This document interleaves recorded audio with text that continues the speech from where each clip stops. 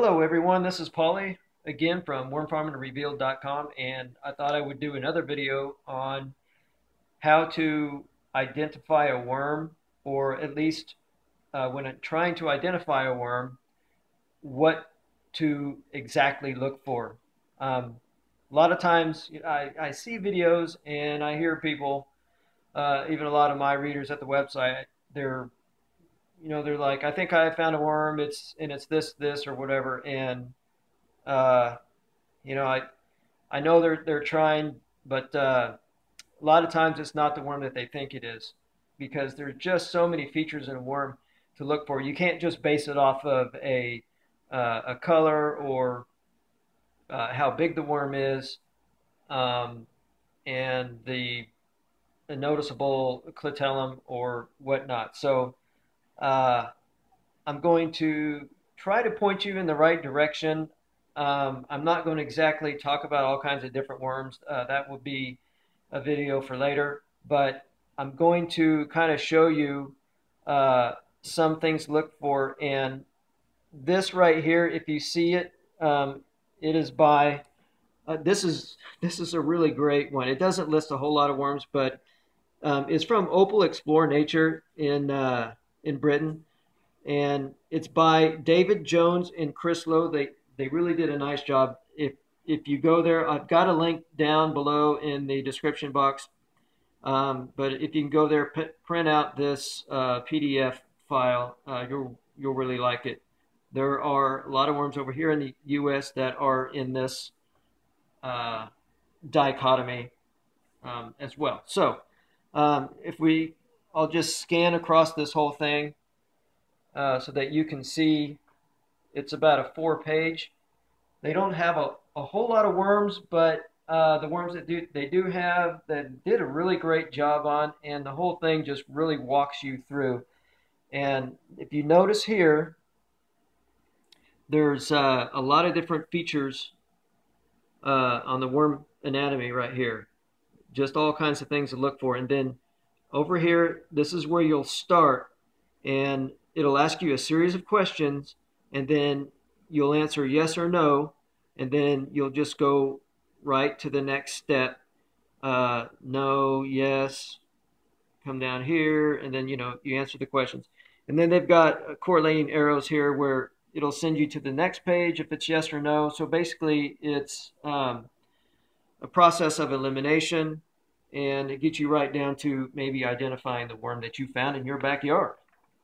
And so there's just all kinds of things to look for.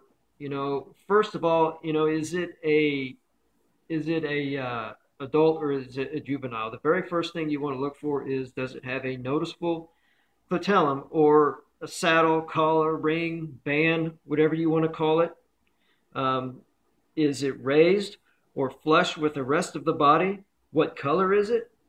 Does the worm, even have a clitellum? You've got to find that out first. Anything else, if it's just a juvenile, it's going to be a guess. Now, sometimes it can be a good guess and you can end up being right, but you don't know for sure until it actually has a clitellum. So that is the first step. That's step number one. And assuming all worms are adults, let's go over some of the many features and characteristics of worm. So step 2 is size. Is it 2 to 3 inches?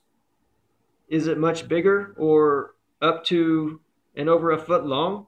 Does it flatten its tail into a paddle shape? Is it long and spindly? Is it as thick or thicker than a pencil? So when it comes to size, there's a few things you just got to think about on that. Step 3 could be features. How many segments does the worm have? Now this shows you, David and Chris here are showing you the, I believe this is a Canadian nightcrawler or a lobworm. The scientific name is Lumbricus terrestris. And it has the segments here, 1, 2, 3, 4, 5, 6, 7, all the way to the clitellum. And usually on a Canadian nightcrawler, it's going to have about 32, I believe, until you get to the clitellum. So Uh, that's one of the things that you need to look for. So counting the segments is very important. And an adult Canadian nightcrawler will have a total of 136 segments. So, how many segments are there from the head to the clitellum? Does it have a visible male pore? Some will have a visible male pore, some will not. What location, what segment is the male pore on?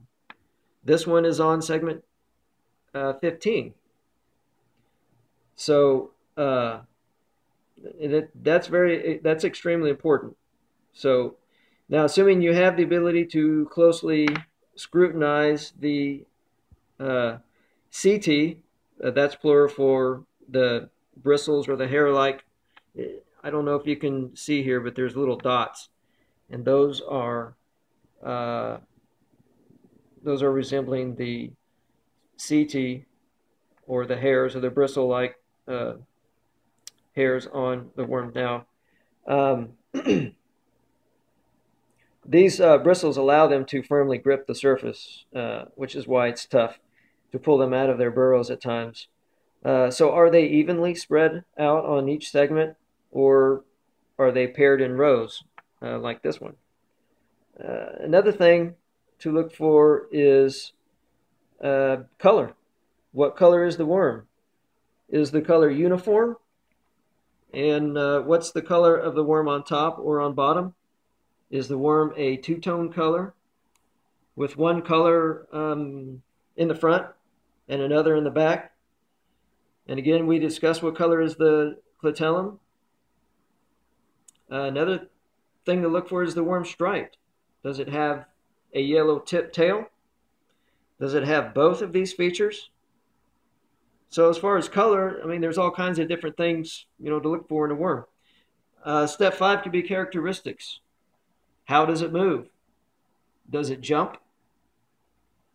Is it wiggly and extremely lively? Does it slither, crawl, or inch? Does it exude a pungent yellowish liquid when handled? Does it curl up or try to get away when held in your hand?